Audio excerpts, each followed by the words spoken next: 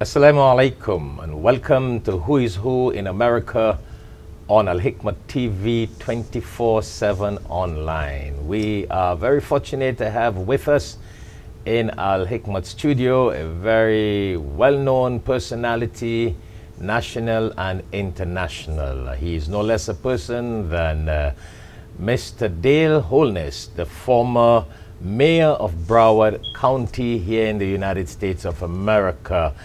Mr. Holness has a very interesting history, and we want you to stay tuned as we talk to Mr. Holness. He is the candidate for Congress, and you're going to hear a lot about that and why he thinks he's going to make it and why we think he's going to make it. So we wanted to stay tuned and hear what Mr. Dale has to say. Welcome to the show, Mr. Dale. Thank you so much, Sheikh. I appreciate you giving me time to speak with you, to speak to the audience, and to talk a little bit about my story and what I believe we need to do to build a better, stronger community for all our people. Wonderful.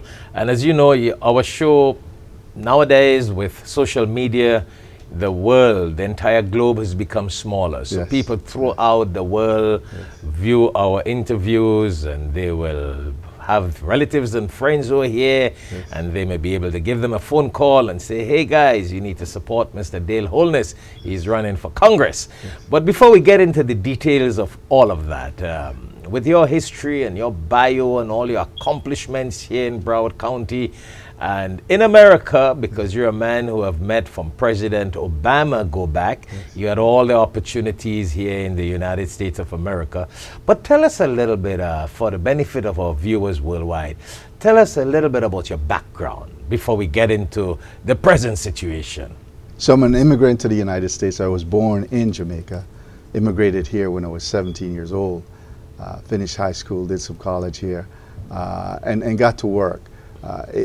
America is a good place, a great place. It is a melting pot of the world. Take, for example, where we are and who comes to this masjid. You have people from all over the world that are here. Yes. And that's a great strength of America that often is not utilized. In college, at Broward College, I wrote a piece for my political science class back in the 70s that says, one of the greatest strengths of America is the diversity of its people. No other country in the world can send a loyal, patriotic citizen to any corner of this earth. Someone who understands the culture, speaks the language, have connections there that can open doors for us, whether it be in commerce, in academia, in medicine, in culture, in anything, in science. We are that place where people come from around the world to be a part of. And as such, we ought to use that great strength. In fact, when I was mayor in 2020, and you came through the airport, you'd hear a greeting that goes something like this: Buenvenidos, Bienvenue, Shalom, Assalamu alaikum, Namaste, Niha, Sak Pase, Wagwan. Welcome to the cultural capital of America. Interesting. Yes. That is really interesting. And I mean, it takes a lot of humanity qualities from you to look at these aspects in life. And I mean, being a politician, you've got to understand the culture of people, the background of people, the faiths of people. And you know, God has blessed you with that quality. Absolutely. And you have looked into the needs of the people. I know we're going to talk a lot about your achievement. I mean, how you became mayor of Broward County and running for Congress, etc. But before we get into that, what motivated you? What motivated you to get into politics? Tell us about that, your youth and your dream to get into this arena. So, you know, I'm from very humble beginnings. My mother was a teenager when I was born. I, from an early stage, got involved in the school. Right. I was one of the student leaders at school. I was a part of the 4-H club. And I so happened to have met Michael Manley, former Prime Minister of Jamaica, at a young age. Okay. While I was still in high school. And I was so impressed by how he cared for people. No one's perfect, and he made some mistakes along the way, but he was someone with great humility who sought to serve. And I thought that we all ought to work together to build a better place for humanity, because others before us worked to build this world that we know, that Right. we are now enjoying. I got here and I got involved also in the political arena. I worked on the campaign for the second black person elected in Broward County, Andrew DeGraff Wright. Most Oh. people, unless you've been here a long time, you don't know that it was not until the 70s that we had 2 black elected in Broward County. Wow. Now we have a large number. I happen to have benefited from many of the work that was done, in that I served as the chair of the Broward Black elected officials from 2015 to 2022. We've built an organization to help the inclusivity of elected officials in office. And in 2020, I think the crowning achievement of what we did with that was we had 5 blacks elected across Broward County. Of the 6 countywide constitutional seats, 5 are now held by blacks because we were there working. We have more black judges now. We have more minority judges. And again, going back to the concept from my days in college, understanding and realizing that our strength is the diversity of our people. And the more we're inclusive, the more everyone is at the table, living to their fullest potential, the stronger and better nation we have, and a better world that we have. And you're right. You know, we have benefited from what the previous generations have planted for us. We have been benefiting from the fruits of what they have planted. And that's always the question, what are we doing for the next generation and coming generations? Exactly. And I mean, someone with your background and with your achievements, you are a typical living example of that. So now your love for politics, your love for community leadership, your love for change in policy and making things better for people.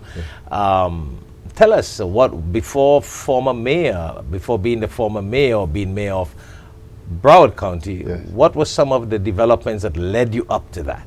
So while I was in college, at Broward College, I actually worked at McDonald's. And by 20 years old, they made me a general manager to run a store. Okay. Or something. Right. Right? And at 22, I bought my first home. And I realized how important it is, ownership is. So I learned business operations from McDonald's. They sent me to what they call Hamburger University. Yes, Right? I like that. In Chicago, Illinois. But what people laugh about that, but it taught you the principle of managing people, of finance, of how you run an institution, how you train and develop people. And I took that and then got my own business started, became a real estate broker. So in my real estate office, we built that office up to where we had almost 90 people, just under 90. We're doing 400 to 600 transactions per year. We're a preferred broker for Fannie Mae, Freddie Mac, Citibank, Bank of America, Wells Fargo. We did hundreds of deals. And the main reason I got in that arena was I realized that, especially within the minority communities, particularly black communities, home ownership lags the rest of the population. Right. Right now in South Florida, that population has ownership at about 47% compared to 76% for the white population. And knowing that the largest investment that someone makes in this country, and probably in the world, is their home. And that then transfer into other things. And especially nowadays, the home is a major investment. It's a major investment. So now people have borrowed money from the home to start a business, Yes. to send kids to college, to weather a downturn in the economy or in their finances, where if they get ill, they can find some fund in there. And also, it's the largest asset people have at retirement. And then they downsize to a condo or to something else. And that's what helps take them through the rest of their lives. Or it's paid for and they can live there without having to make a payment. So it creates generational wealth. Of course. That's transferable easily and readily to other generations to end the cycle of poverty for so many families. That is interesting. But so speaking about that, now that you're running for, I want to jump into the Congress thing, but I want our viewers out there, because we got so many people from throughout the world who come here to Broward County, who come to America. I want them to get a little more of your background. And so that's how you ended up running to become mayor of Broward County. So there's what led you into that excitement? So yes. Because that's a big position. So the direct point that took me there is, while being a real estate broker, being a part of the Realtors Association, I served on several committees One of those committees was the Political Action Committee, because of my love for politics. And I was on the candidate screening committee to screen candidates and to endorse them. Okay. In 1998. So I screened all the candidates for several cities, including the one I lived in at the time, Lauderhill. And at the time, City Hall was on one side of the street, police station on the other corner, and drug dealers on the other corner. Wow. And there was tremendous amount of blight in the area. Yes. The area wasn't maintained at 55th and 19th Street. Businesses weren't doing so well, or schools weren't doing so well. And I couldn't get a good answer from them. In fact, one of those leaders said that it was not unusual for drug dealers to sell drugs across the street from City Hall and the police station. When I questioned him, he says, not unusual for that to happen. Many others didn't see the blight. So I decided, if that's who we're leading the city, then I could come up with some better idea and find some solutions. And I ran. Lost the first time by 117, the second time by 334, but I persisted. And the third time in 2004, I ran and won the seat and set forward to move to do the work. And I brought the team that got me elected in and says, look, this is not just for me to do, it's for all of us to do together as a team. Got the Lauderhill Chamber of Commerce, I got elected in March. By August, I had a Lauderhill Chamber of Commerce up and running. By October, we did the first ever in the history of Lauderhill Business Expo, because I know that economics is critical for us to move our community forward. I later put together a group of very bright, educated people, far more bright and educated than I, but that's what leadership does. Bring good people together. Listen, that's what America is known for. We bring all the engineers and all the doctors and all the intelligence from throughout the world, bring them to America. And utilize that strength to build a better place. That strength and energy. So that group helped me put together the Chamber of Commerce, of course, under my leadership, the Lauderhill Education A+ plan that we funded at $100,000 per year, unprecedented for a smaller city. We increased home ownership in the area. We cleaned up the area. We bought the site where the drug dealers were. And we put in place a nonprofit organization, one called Right Side Poets, that does use poetry to bring the academic achievement of our students up. Because if you can read and write and speak well, you're on a good pathway to success. Truly. We also put the Lauderhill Incubator, Arts Incubator in there to help artists up and coming, but also to enhance the quality of life for the people in the area. Clean the area up, transform it, increase home ownership, school achievement improved, business improved. I actually designed a slogan, Shop Lauderhill, that if you live in your community, you ought to shop in your community so that you have the economic impact from your spend within your community and help our small businesses. Put together Lauderhill Business Incubator, put together a Sister City program that created Sister City with Chaguanas in Trinidad, with Suzano in Sao Paulo, Brazil, with Trelawney in Jamaica, and several others around the world. And that started the international piece of what I've done in traveling for trade missions to places like Ghana, Nigeria, Israel, India, Colombia, Costa Rica, and several other places to enhance the opportunity for American business to sell more goods and services to the rest of the world. Winning a presidential award for that in 2019. That award goes back to the days of Kennedy, 1962, because we helped so many of our businesses here to sell more goods and services to the rest of the world, which is important for us to connect to the world.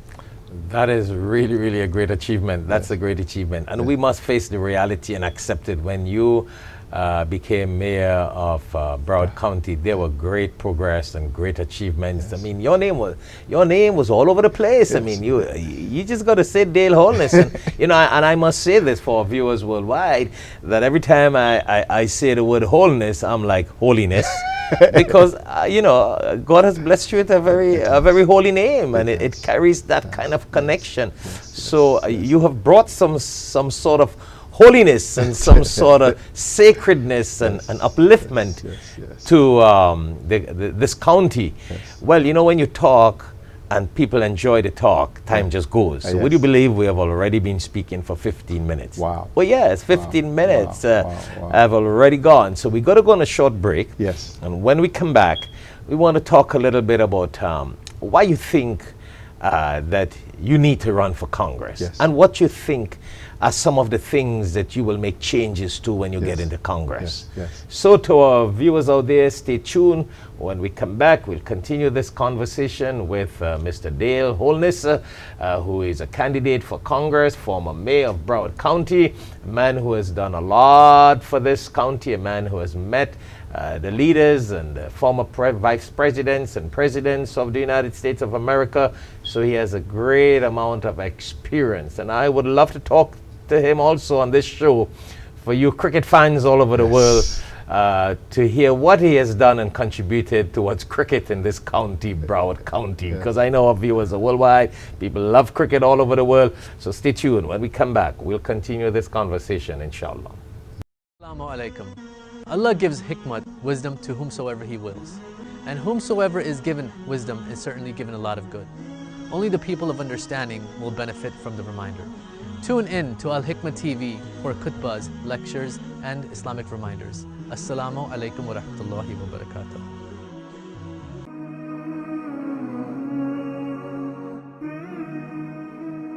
In the Quran, in chapter 5, verse 67, Allah tells the Prophet sallallahu alaihi wasallam, Bismillahir Rahmanir Rahim, Ya ayyuhar Rasul, balligh ma unzila ilayka min rabbik, wa illam taf'al, fama balagta risalatahu. Very deep. Allah tells the Prophet sallallahu alaihi wasallam to spread the message of the Quran. And he told the Prophet, and if you do not spread the message, you did not fulfill the mission of the messenger. So you and I are followers of the Prophet sallallahu alaihi wasallam. If we can afford one Quran, help us join in distributing the Quran. So if you can't afford one Quran, do it. $3. 10 Quran, $30. 100 Quran, $300.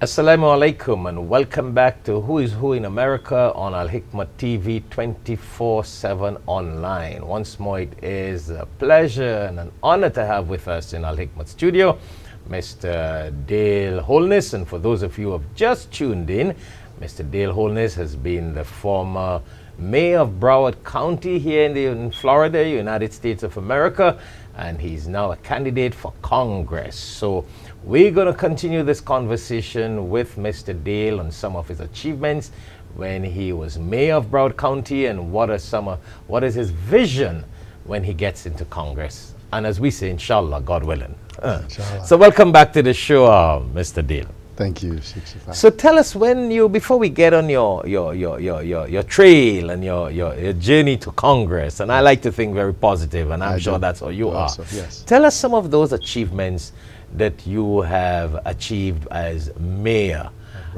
in Broward County. So I got elected to the county commission in 2010, and set to continue the work that I did as a commissioner in the city of Lauderhill, and to build on those achievements, and really focus on economic upliftment, because when people are more prosperous, they behave better, they live better, their health's better.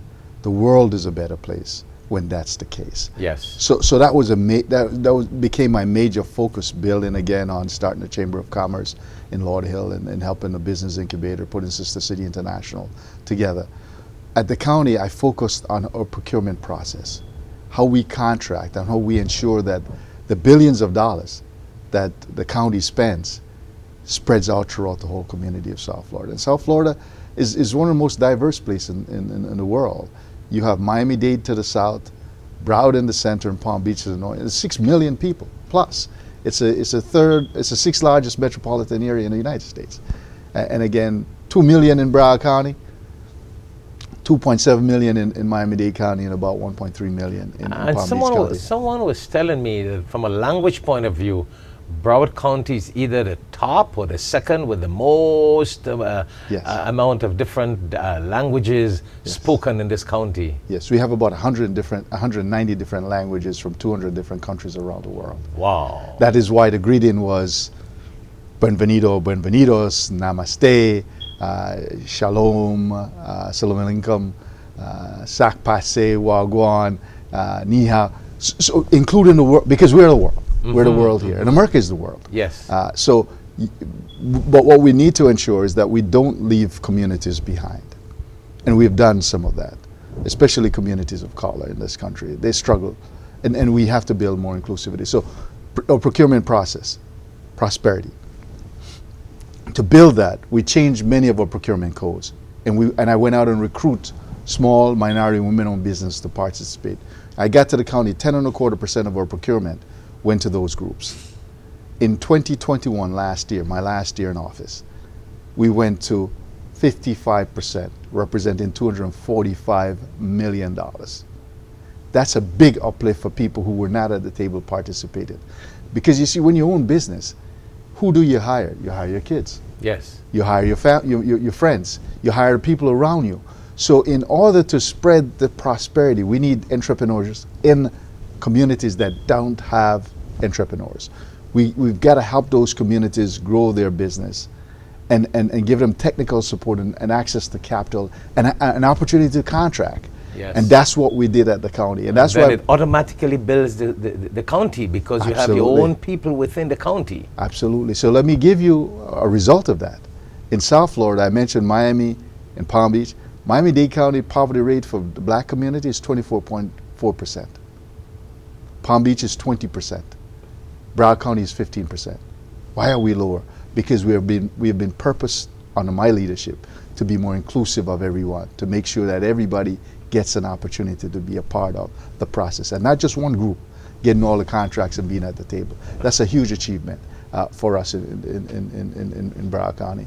Again, in 2019, because of my efforts for Florida's International Trade and Cultural Expo, the county won a presidential award that goes back to the days of President Kennedy in 1962 for helping our businesses sell more goods and services to the rest of the world. Interesting. You led the United States. Your county led the United States. We absolutely did. We absolutely did. So it's a huge achievement for us. And again, let's look at the advantage that we have because of the diversity that we have. We connect to the world. Yes. Because we have the diversity of people who can go anywhere, open doors for trade, for commerce, for anything in the world at all. We use that to open access points to sell more goods and services, to get the best and the brightest from the rest of the world to participate with us, to enjoy the culture, the food, the everything from around the world. Speaking about connecting to the world, how did you come up with this whole international business plan and event that you did in Broward County? Because that created a big public impact. Everyone Broward County was well known and uplifted on that. Yes. So it goes back to the building blocks that I started much earlier in life, but also more directly when I got to Lauderhill and put together Sister City International Program and created the Chamber of Commerce. We started these exchanges, cultural and economic exchange with other countries. And I realized how important that was. So that is what took you to Ghana, Nigeria, and India. Exactly. We did Sister City with Trinidad. Oh, we did Sister City with Brazil. We did Sister City with Jamaica and other places. And we went on missions there, trade mission, cultural missions. And that opens the door. That's exactly what took me to these other places, for us to open doors for relationship that leads to beneficial partnerships for our countries around the world. And it's something that we must do. And when we lift up people in other countries and lift them out of poverty because we're doing commerce and trade, those countries benefit. Of course. We benefit as a result of it also. So that's a huge piece. Now, there's some issues that we must face in this country that we haven't faced enough. And that is, we have segments of our community where there's injustice. When you look at our judicial system, you find that there's need for reform in policing in our judicial system, and especially for black folks. In the state of Florida, blacks make up 16.9% of the population, yet there are 47% of people in prison. There's something very wrong with that. It means that we're robbing ourselves of some of our most vital capital or human capital. We can change that, and I've worked to change that. So I've put in place in Broward a civil citation program where for minor misdemeanor offenses, you get a citation, you get a ticket more or less, and you go through a process of redeeming yourself without having to go to jail, without having to have a record. For minor like if you had a little bit of marijuana, if you were loitering, if you shoplifted for a small amount of money, if you get in a little scuffle with someone, nobody got hurt. We don't need to put, if you have misbehave in some way, and what we find is a large percent of people in our prisons and in our jails have mental illness, have drug addiction problems, and are very poor. We need to change that and make sure that we're building a stronger, better community by investing in everyone. Housing is a crisis situation here in South Florida, in America, and I've worked to help to alleviate that. The county is putting millions of dollars in building new affordable housing. I've been at the forefront of that. There's a lot that we must do to ensure that we have early childhood education, especially in low and moderate income communities. And we must make those investments. And that is the reason why I'm running for the United States Congress, because I believe the experience that I've had over time can be utilized by our community, by our state, by our nation, to build a better place for everyone.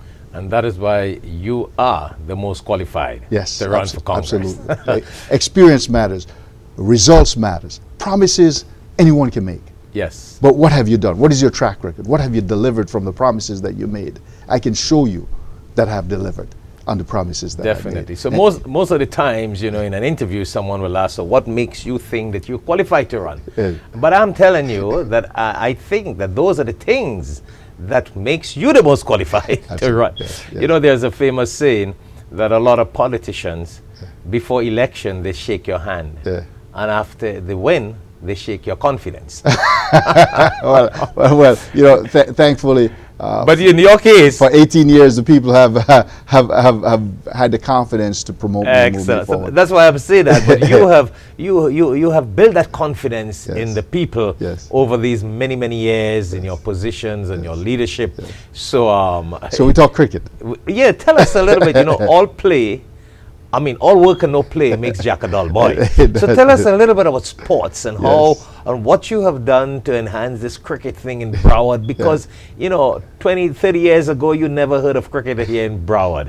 And now you're hearing cricket is a big thing in Broward County. It's huge. So tell us what is your contribution towards making this happen in this part of the world in America? So as a kid, I played a little cricket, more soccer than cricket, and I was a spin bowler, left-handed. Okay. I wanted to be Landscapes, for those in the cricket world who know who Landscapes is. Landscape, one of the most famous cricket spin bowler. But I realized that we had people from communities around the world that were playing cricket, but it wasn't facilitated very well.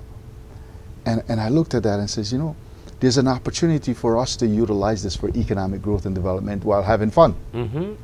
So I led the effort to build the stadium, the cricket stadium, the only one that is sanctioned by the International Cricket Council internationally to play cricket here. Here in America? Here in America. Wow. As of now. There's another one that's on the brink of probably doing that in Houston. But what it has done for us is brought the rest of the world here, the cricket world as it is. We have this very weekend upcoming, India playing the West Indies. And this week I've been working with our Congress people, with our State Department, to get the visas that for those who are remaining to come in. And here's what has occurred as a result of this. We made that investment for $77 million. To date, we have had over $100 million in economic impact, positive economic impact for the community. Interesting. We sold for this upcoming game already almost 20,000 tickets. About $3 million just from ticket sales alone. That's a big income because the outside world, a lot of them are great lovers of cricket. Yes. And especially many of the residents in Broward County. Yes. So you have really hit the nail on the head. Yes. That's an interesting market. That is business. Yes, it's not only sports, but it's business. Exactly. We have a lot of people that will be here spending money in our hotels, in our restaurants, and they're going to be going to Sawgrass. Wow. That's a favorite place for the Indians to go to when they come. Okay. They will come in with 1, maybe 2 suitcases. They will leave with 5, 6 suitcases with stuff that they bought here to take back. And you're bringing the East and the West together Absolutely. here. The Caribbean, Yes. the cricket lovers Yes, of the yes, Caribbean, yes. from the East India. Wow. We've brought the world here. We've had New Zealand, we have Bangladesh, we've had Sri Lanka, we've had India several times. The West Indies, this is like their second home. And it took some convincing Oh, truly. for them to realize that we wouldn't hurt the Caribbean countries by bringing the sports here, because they were fearful that the tourism that would come here wouldn't go there. But what it has done is that actually enhance travel to the Caribbean from people who are here in America. I never Because thought about that, but that's an interesting point. Yes, that they thought yes. because it's America, Yeah. everybody will want to come and play in America, yes, yes. and they will lose that sort of tourism in the other islands. Yeah. Well, this series, actually there are 5 games in the series between the West Indies and India. 1 game was played in Trinidad, 2 in Nevis, and the remaining 2 will be played here this coming weekend. So it's spreading, right? And there are people here who thought, well, you know, ticket prices here are a little bit too much. We'll travel down and take a vacation to Trinidad, to Nevis at the same time while we're enjoying the sports. So they're benefiting, we're benefiting. It is really a great relationship having this. It is definite. I mean, America is so big, Yes, and yes. so many states, and Yes. so many people from throughout the world. Yes. I mean, it will be so interesting for them to fly down to Yes. Broward County from all different states in America and make this a unique event. It is. And most of the tickets that were sold, more than 80% of the tickets are from people from outside of South Florida, from outside of Broward You see what I'm saying? So we're bringing the folks in, they're going to have a good time, they're going to spend some money, we're going to grow our economy, create more jobs, which is vital for us in order to ensure that we are creating prosperity, is that we create jobs, we grow our economy. And that is what as a leader I've done over a long period of time, is how do we enhance economic growth and development that create good paying jobs so that people who work have a living wage. I've led on that front also. Our living wage in Broward County for employees of the county and for those who contract to do business is $17.56, whereas the minimum wage is below $10. So that's something else that we have to focus on. And America is geared to high-end developments. We ought to be doing more with pharmaceutical medicine because we're in the leading edge of that. Medical equipment, aerospace industry, the marine industry, building more ships, more boats, more aircrafts. That's high-end, high-tech that can then ensure that people who are here have a living wage. We certainly are not going to be able to compete with many developing countries in making clothing. If you look at the clothing you're wearing, it's from somewhere else, and made somewhere else, not necessarily in America.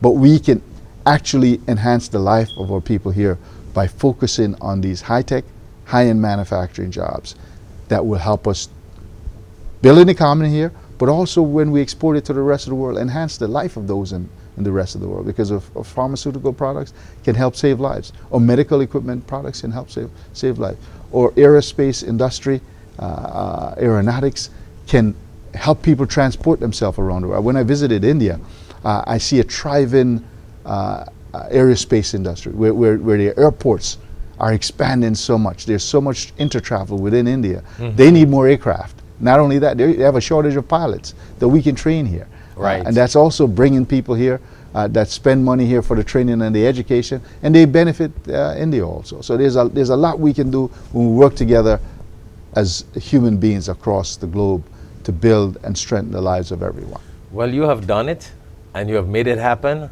as a community leader and as the former mayor of Broward County. And I'm sure when you get into Congress, you get up there, you're going to make it happen for the entire country, because your success, your example, your experience will bring great success to Congress and to make decisions for the betterment of the entire United States and, as you said, and the world. Yes. And as you said, not only have you created great achievement in humanity services, but you brought the power and strength in the economical stability and the status from the economical point of view and the economics here in Broward County. And that's the grease that keeps the wheel spinning. Certainly. That's the grease that keeps the wheel spinning. So when we come back, we got to go on a short break. It's already 15 minutes again of the second segment. When we come back, we want to touch base a little bit now on the journey to Congress.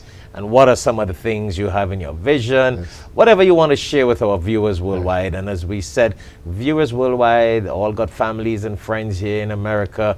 It only takes a phone call for them to say, hey, you got to vote for this man. This is the man that will make it happen. He has already made it happen, and he will make it happen when he sits in Congress. I'll continue to work. But if anyone wants to, they can go to my website, wholenessforcongress.com.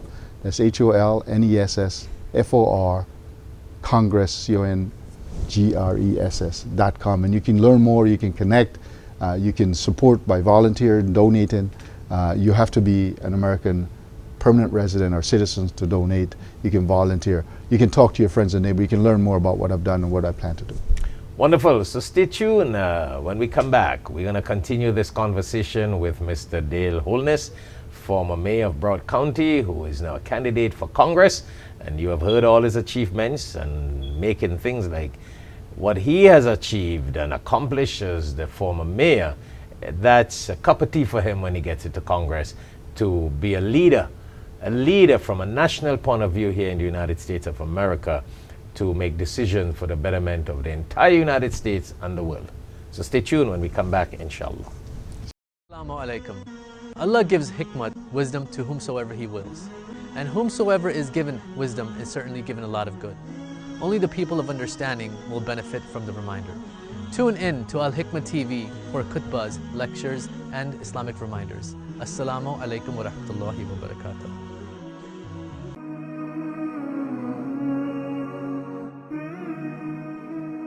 In the Quran, in chapter 5, verse 67, Allah tells the Prophet sallallahu alaihi wasallam, Bismillahir Rahmanir Rahim, Ya ayyuhar Rasul, balligh ma unzila ilayka min rabbik, wa illam taf'al, fama balagta risalatahu.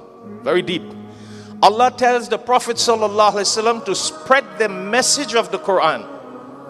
And he told the Prophet, and if you do not spread the message, you did not fulfill the mission of the messenger. So you and I are followers of the Prophet sallallahu alaihi wasallam. If we can afford one Quran, help us join in distributing the Quran. So if you can't afford one Quran, do it. $3. 10 Quran, $30. 100 Quran, $300.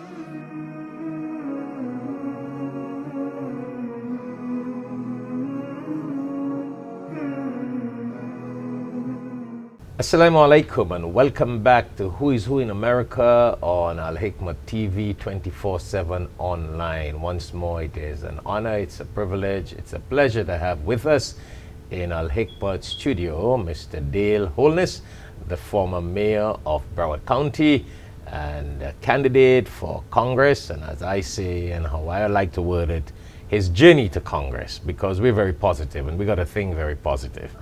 With his achievement, he's definitely on the way to Congress. Yes. So, welcome back to the show, Mr. Dale Holness. Thank you so much. So tell us in our third segment here now, this is our last segment, when you get into Congress, because I always like to think that way, positive. When you get into Congress, what is some of your vision, or let's start probably with poverty. How do you see, and what contribution, and what do you think you can get going there in Congress to lift this poverty problem that we hear all the time on the media that people are facing, in the United States of America? You look on the news, you're seeing in places like Las Vegas, so many homeless people have housing problems. What is your vision, and how do you see you getting things like these resolved? So this district, by the way, of the 28th congressional district in the state of Florida, District 20 has the highest level of poverty.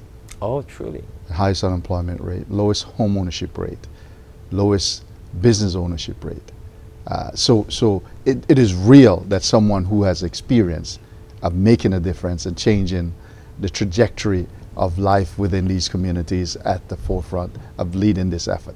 The first thing we have to do is look at how we bring the leadership of our community together, which is something that I've done on a local basis.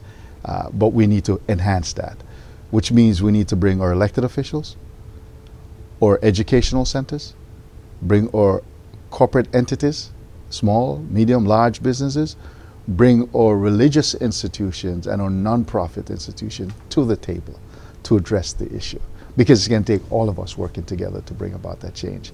Certainly, the power of Congress to allocate funding is critical in helping to stimulate the change. We have already identified a large number of communities that have high poverty through what's called empowerment zone, high poverty, high unemployment. So we know where they are. Now, what's the solution to changing that? Okay, so let's start on the educational side with education. What we do know is this: in many low-income communities, moderate-income communities, there's a lack of early childhood education. And studies have shown that if a child is not prepared to enter kindergarten or first grade, they're going to be behind for pretty much the rest of their lives. Yes, yes. So the first thing we must do is invest in early childhood education, starting at daycare. We must put funding in place in these high poverty, high unemployment, low income, moderate income communities to stimulate the development of more centers and actually fund teachers for these centers and make sure that it's the top best systems that are being put in place. And we know the models that work and how we can move these children forward. So that's the first place we start. It also and that's an interesting point, because a lot of times, and before in other countries, that's a mistake where some people make. They concentrate from when a child is just 5 years in primary school, as we call it, and then the early stage education. They don't care where the kids study. They go anywhere by anybody, unqualified, and then when, as you rightly said, when they go into primary school, they're lost. They have no clue what's going on. So studies have shown that the first 7 years of life is where the brain is developed the most. The first 7 years. Wow. If we lose that opportunity in the first 7 years, then it's difficult going forward. And a child is learning even before they're born. Mm-hmm. Because they're listening to the sounds, they're hearing the conversation. Of course. So at birth, we need to make sure that now we bring the community together to help the families and build and strengthen that. Then after we start with that, then we need to look at K through 12, kindergarten through 12th grade, adding additional funding and support within these very communities that are low, moderate income. Those who are wealthy already are okay. Yes. Their kids are going to be fine. Okay, but it's the lower end of the spectrum and the weaker link that we need to strengthen, because when we strengthen those, we strengthen the entire community and create a greater nation. So K through 12, more funding and resources, and making sure that we're hiring the best teachers in those communities, pay them extra so that they go there. Okay, because sometimes it's a difficult place for a teacher to be, and they would rather probably go to where it's wealthy, it's easier, not so much, but we need them, the best teachers in these communities. And then we have to look at ensuring that we have vocational training, technical training, and free access to college for these communities. That's how we build from the educational side. And then the other side of it, we must create more jobs and grow the business and the entrepreneurship within these communities, which means now we're going to have to revive and change the SBA to become more of an empowerment entity that will go out and help with technical support for these small businesses within these communities. Give them the technical support. Give them the access to capital so that they can grow and develop. Make sure that when the funds are being spent in these communities, we don't bring folks from other places that are already wealthy to come in and do the work, but make sure the people within these communities are actually getting a job, getting the training to do the jobs that are there, to help transform and lift that up. Then if you look at these communities, the housing stock is often in poor condition. We need to invest in upgrading the housing stock here and increase home ownership, because now you're going to transfer from poverty to where you have more stability and grow people's opportunity to transfer their wealth to the next generation. And ownership is what helps to do that. So those are a couple of the areas there on the side of poverty that we need to work on. And then we have to look also at how we bring some of those higher end manufacturing into these communities, targeting it directly and giving them the training that's necessary to be able to participate in these new enterprises that will be created within these community. That's a huge piece of what we do. And again, I have a track record of helping our small minority and women-owned businesses at the county level to grow and expand and develop. And that has helped us to reduce the poverty level. Those two things will help with that tremendously. Well, definitely. I mean, you strengthen the early education, you strengthen the job opportunities, the housing developments. I mean, that is success. When people have education, they got a good job, and then they got a good housing. Then they are financially stable. That makes the economy great, it makes the country great. And it can only happen with great leaders who can make these things happen. Now, speaking about that, tell us on another aspect. Let's talk a little bit about immigration here now. What sort of contribution? You know, that's always a big issue when the President of the United States of America gives his state address. Immigration is always an issue. When they campaign, immigration is an issue. You always hear these sort of talk and opinions on different sides. Who wants what and who doesn't want what? What is your vision to enhance and to better this immigration situation in America, whether it's illegal immigrants to citizenship? How do you see this flowing properly for the benefit of people and the benefit of America? Sadly, it's become too politicized, and people are using it as a tool to win election. We saw that happen with our last president. Where he called immigrants from Mexico rapists. And Mexicans were here before most Americans, because part of this country was Mexico. Okay, California and that region. But he used it as a tool to win the election. I think that is exactly what happened, because how could you criticize immigrants? And your wife is an immigrant. But understand this, that was what he did. And then he came after that with banning Muslim from entering the country. Some who were actually citizens got stuck at our airports and weren't treated well. Again, a tool to win an election. That's not who or what we should be. We're a nation of immigrants. We're a nation of immigrants. Of course. Everyone who's here immigrated from somewhere. Now, the Indians were here before everyone else, but they actually, according to the archaeologists and the history, they came across the barren streets to the north and then entered down into the rest of America. So everyone migrated. Exactly, everyone migrated. Now, when the 12 senators got together and proposed many years ago immigration reform, the Congressional Budget Office, an independent entity, said that if we were to have carried that out, full immigration reform, we would have grown our economy by $1.2 trillion. That's a lot of money. Of course, a lot Immigrants of money. provide vital service and work to our country. So many are here that are in the shadows. And if we were to get them out of the shadows and let them live fully, then they'd be more productive. And more of the money would stay here and we could grow our economy. So that's important for us to look at that. Now, I'm not saying that we should have a country without borders. I'm not saying that we should just allow anyone to come in. There has to be a process and a system in place. But whilst we're here with so many people who are now on temporary protective status, DACA, those early childhood arrivals, those kids that came here when they were kids and they had no say, their parents brought them, that are now in our system. They've been documented. They're not undocumented anymore. They've been fingerprinted, they've been processed. We ought to at least let that first group get a pathway to becoming permanent residents, because they already are. Some have been here 20, 30 years. Now let's make them be the full citizens that they want to be. And many want to do that. And then let's look at the others who are undocumented and create a pathway for them to become fully documented, get a permanent resident green card, and then a pathway to become citizens. They want to be a part of America. They are a part of America. And you made a good point there, because I mean, America is so big. The land of America is so vast. It has the availability, it has the place, it has the space for growth. It needs immigrants. But the borders and the immigration policies are very important, because that brings in income. Just the process brings in income, which is very, very healthy for the country, very wealthy for the country. And we always need workers. And what we find is this: the immigrants who are coming are mostly youthful, younger people. and they will contribute to work and building.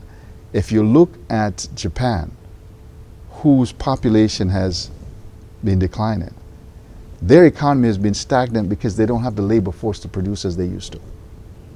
One of the big issues with Greece, when they had that huge economic downturn, was because they didn't have enough workers producing, and they had so many seniors who now were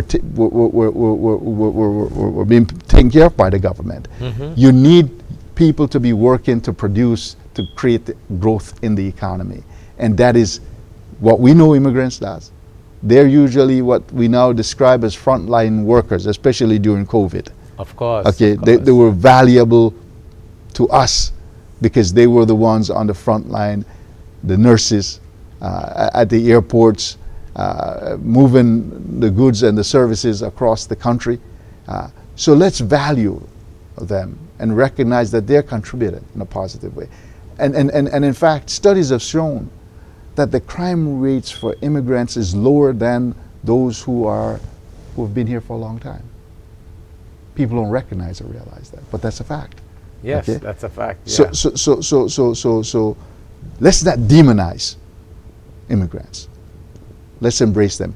There are a couple of countries that have realized that's important and are utilizing that as a tool to grow their economy and develop their country. And that's also a very important point, because a lot of countries, by not allowing immigrants, they remain stagnant. Absolutely. And then they started to deteriorate and go down. Exactly. Not Exactly. realizing that the immigrants bring in so much, because New the vitality, citizens, young people, after time, work. become stagnant. Yes. And yes. then when they get into old age, which Yes. I mean, we don't like to use the word senior stage, Yeah, it becomes- it's all yes. about paying pension, you're Yes. paying off, and you have no workers. Exactly the point I'm So trying. I wish some of our viewers and other countries can benefit Yes, from this, yes, because yes. I've seen that in Yes. other countries that Yeah, remain yes. and went down because Yes. they're not attracting room for immigrants. for new people who come in to help And to that is work. one of Yes. America's greatest success. Yes, it is. It is. It is. That's the strength of our country. Yes. A major strength. The other issue that I'd like to really take on, and that is reform of our criminal justice system.